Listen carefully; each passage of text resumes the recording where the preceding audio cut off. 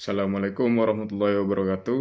Perkenalkan, nama saya Muhammad Afla Ramadan dari kelas 10E absen 23. Di sini saya akan menjelaskan tentang identitas diri, tindakan sosial, dan interaksi sosial. Yang pertama, saya akan menjelaskan tentang identitas diri. Menurut Kamus Besar Bahasa Indonesia, identitas adalah jati diri yang berkaitan dengan ciri-ciri atau karakter yang melekat pada diri seseorang. Lalu, faktor yang mempengaruhi identitas diri diantaranya ada faktor fisik dan faktor non-fisik. Yang pertama, faktor fisik. Faktor fisik adalah faktor yang mempengaruhi identitas secara alamiah serta bisa dilihat oleh mata. Yang kedua, faktor non-fisik. Faktor yang dipengaruhi secara sosial seperti suku, agama, dan antar golongan. Identitas seperti ini sulit dilihat secara fisik pada diri individu maupun kelompok, maka dapat diamati dengan cara melihat kebiasaan mereka. Menurut Aristoteles, manusia sebagai makhluk hidup yang berpikir menandakan bahwa mereka selalu menggunakan pikirannya dalam kehidupan sehari-hari. Menurut Eric Fromm, pembentukan identitas tidak lepas dari identitas diri dan identitas sosial. Maksudnya, identitas diri memang bisa untuk membedakan antara individu yang satu dengan yang lainnya, karena pasti punya ciri fisik dan kepribadian yang berbeda. Selanjutnya yaitu perbedaan antara eksklusivitas dan inklusivitas. Menurut KBBI, eksklusivitas berasal dari kata eksklusif, yang berarti terpisah dari yang lain atau khusus atau tidak termasuk. Eksklusivitas merupakan sikap yang memperlihatkan adanya perasaan dan keinginan untuk membedakan diri dengan kelompok yang lain. Dan kondisi ini pada akhirnya akan memicu timbulnya pemikiran merasa identitasnya lebih unggul, paling benar, dan menganggap identitas kelompok lain lebih rendah maupun salah, hingga akhirnya membatasi diri dari kelompok yang lain.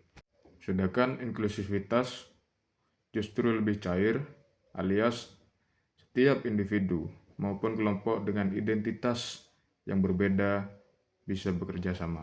Selanjutnya, saya akan menjelaskan tentang tindakan sosial. Menurut Max Weber, tindakan sosial adalah tindakan yang bermakna dan memengaruhi atau dipengaruhi oleh orang lain.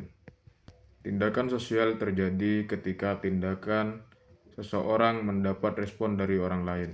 Tindakan sosial juga untuk memenuhi kebutuhan hidup, diantaranya kebutuhan primer, sekunder, dan integratif. Kebutuhan primer juga bisa disebut sebagai kebutuhan pokok, seperti kebutuhan akan makan dan minum, istirahat, tempat tinggal, serta memiliki pakaian. Lalu kebutuhan sekunder. Kebutuhan sekunder adalah kebutuhan yang dapat dipenuhi setelah kebutuhan pokok sudah terpenuhi. Sedangkan kebutuhan integratif muncul karena pada dasarnya manusia merupakan makhluk yang berpikir dan bermoral. Menurut Max Weber, tindakan sosial dibagi dalam 4 jenis. Yang pertama, tindakan rasional instrumental. Yang kedua, tindakan berorientasi nilai. Yang ketiga, tindakan afektif. Dan yang keempat, tindakan tradisional. Kemudian penjelasan tentang 4 jenis tindakan sosial. Yang pertama, tindakan rasional instrumental adalah tindakan yang dilakukan berdasarkan pertimbangan masuk akal dan punya tujuan yang sudah dipikirkan. Contohnya yaitu seorang siswa yang belajar dengan giat agar mendapatkan nilai yang bagus dan bisa masuk ke sekolah impiannya. Lalu tindakan berorientasi nilai adalah tindakan yang dilakukan didasarkan pada sesuatu yang dianggap baik dan wajar sesuai dengan nilai yang berlaku di masyarakat. Bisa dipengaruhi oleh nilai, agama, etika, kemanusiaan, dan lain sebagainya. Contohnya yaitu seorang pedagang menutup tokonya sementara untuk beribadah. Yang ketiga, tindakan afektif. Tindakan yang didorong oleh emosi atau perasaan, bisa perasaan kasih sayang, sedih, senang, marah, kecewa, dan lain-lain. Contohnya yaitu seorang ibu menangis terharu melihat anaknya kembali setelah pergi merantau.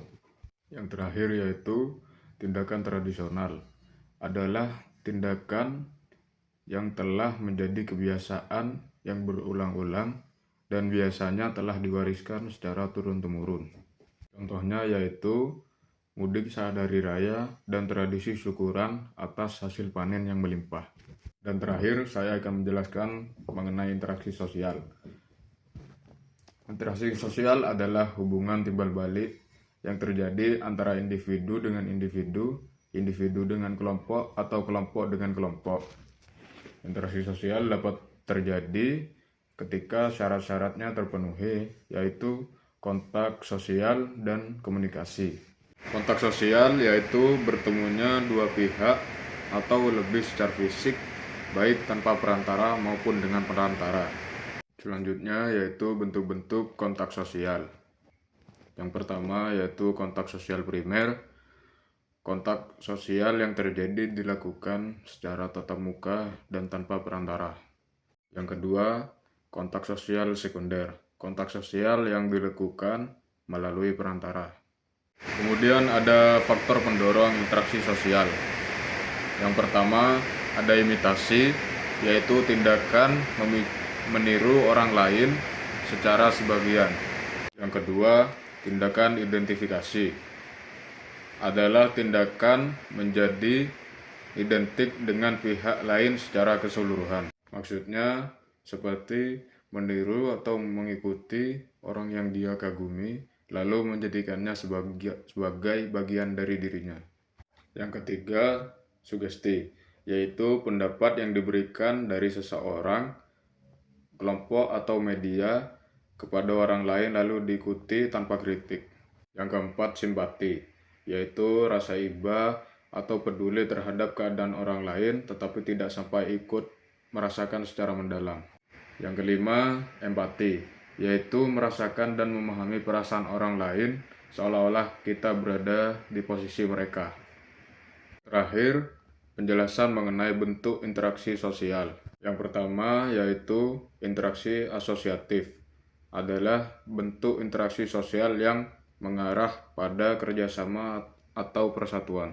Bentuk-bentuk interaksi asosiatif diantaranya: pertama, kerjasama. Yang kedua, akulturasi, adalah bentuk pencampuran dua kebudayaan berbeda dengan tidak menghilangkan ciri khas kebudayaan lamanya.